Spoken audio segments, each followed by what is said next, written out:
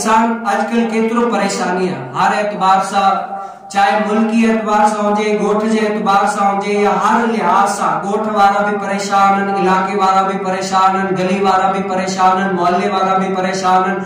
ये पूरो वर्ड का वर्ड जेके माण्हू सब का ज्यादा परेशान है।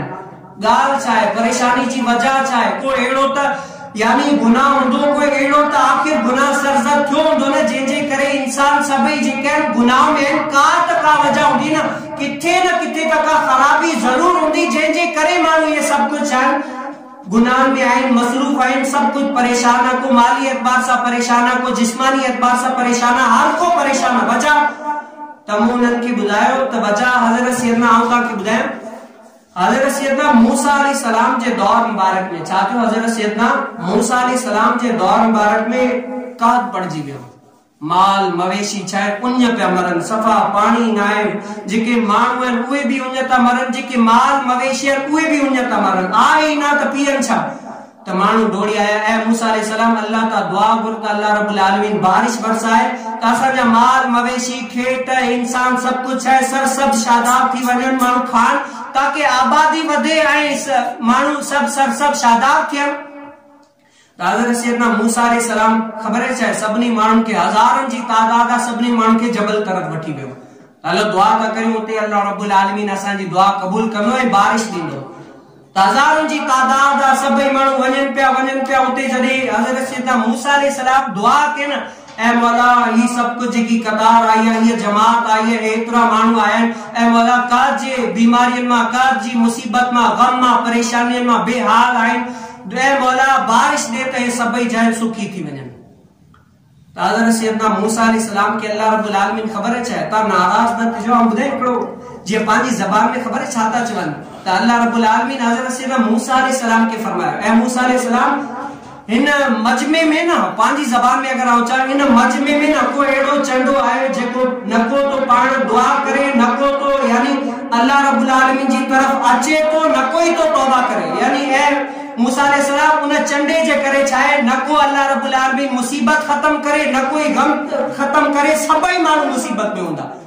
ए मूसा अलैहिस्सलाम तू ऐलान कर हिन मजमे मां वो चंडो निकरी हलियो वने। हाणे मूसा अलैहिस्सलाम चयो हिन एतरे मजमे में मुखे कीअं खबर पवंदी। अल्लाह रब्बुल आलमीन फरमाया, ऐ मूसा अलैहिस्सलाम तू सिर्फ ऐलान कर, क्या चोर की दाढ़ी में तिनका।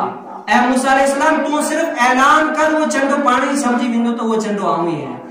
जॾहिं हज़रत सैयदना मूसा अलैहिस्सलाम चयो न भाई हिन मजमे में जेको भी एड़ो चंडो बदबख्त आहे जे असांजो जीअण हराम करे छॾियो, यानी नको पाण तो तौबा करे, नको तो अल्लाह जी तरफ अचे, असांजा माल मवेशी उन निभागे जे करे मरन पिया, निकर हितां का वञ त अल्लाह रब्बुल आलमीन असांजे हिन मजमे जे मथां या हितां का बारिश बरसाए त असीं आबाद सुखी थियो। जॾहिं ऐलान थियो त हाणे उनखे वठ लॻी हुई दिल में, बा हाणे त निकरां तो सभई माण्हू थुकूं लानतूं हणी करे मूंखे मारे छॾींदा। माण्हू चवंदा यार एतिरो गुनाहगार के एतिरो गुनाह के तोजे करे असीं मुसीबत में आहियूं।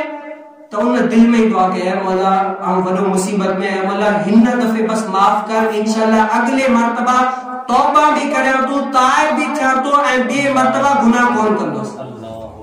दिल में दुआ की। तो हज़रत सैयदना मूसा अलैहिस्सलाम यो ऐलान ही क्यों तो बारिश अची गई। मूसा अलैहिस्सलाम वडो हैरान, या अल्लाह अञा सुधी तो वो चंडो निकतो ही कोने, ऐ अल्लाह बारिश अची गई। तो अल्लाह रब्बुल आलमीन फरमाया, ऐ मूसा अलैहिस्सलाम पेरी जे चंडे जे करे मु बारिश कोन ते वसाए, हां उन्हे चंडे जे करे बारिश वसे। सुभान अल्लाह, सुभान अल्लाह थियो।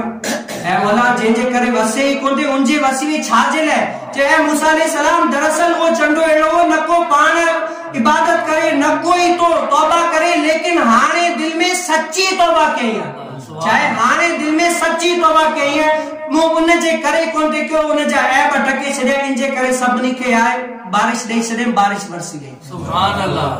दरअसल असान जो भी मसलो यही है, हर एतबार से हर घर में, हर गली में, हर गोठ में को न को एड़ो चंडो जरूर होजे तो जे करे में सभई माण्हू जेके मुसीबत में। वहां सिंधी में या कहावत भी बुधी हुंदी, बस सुकन जे मुंह में आला भी सड़ंदा आहिनि। जे लंबा हुंदा आहिनि, लंबन के ता तीली दियो, तीली देंदा पास में का करीब में चाहंदो हरियो को वण हुंदो न, वो उन जे करे वो भी सड़ी दींदो। पाजे सिंधी में चवंदा चवन सुकन जे मुंह में आला भी सड़ंदा। हां उनन जे करे असांजे ॻोठनि में, असांजे इलाक़नि में, असांजे छाहे मुल्क में, शहर में के अहिड़ा बदबक चंड आहिनि जेके नको था तौबा कनि, नको था मस्जिद जी तरफ़ अचनि। हाणे उहो दुआ करे उहे चंडा जॾहिं अचनि, अल्लाह रब्बुल आलमीन असांजे मस्जिदनि खे आबाद करे। अल्लाह रब्बुल आलमीन सां दुआ करियो, छाहे सचे दिल सां दुआ ऐं सची दिल सां दुआ तौबा हुआ थी है जेको इंसान हुआ करे बाद में हम गुनाह कोन कंदस। बाकी हुआ तौबा कोने साईं भले में चाहे बाद में ते साईं असां के बस पाणी हूंदे बियो बस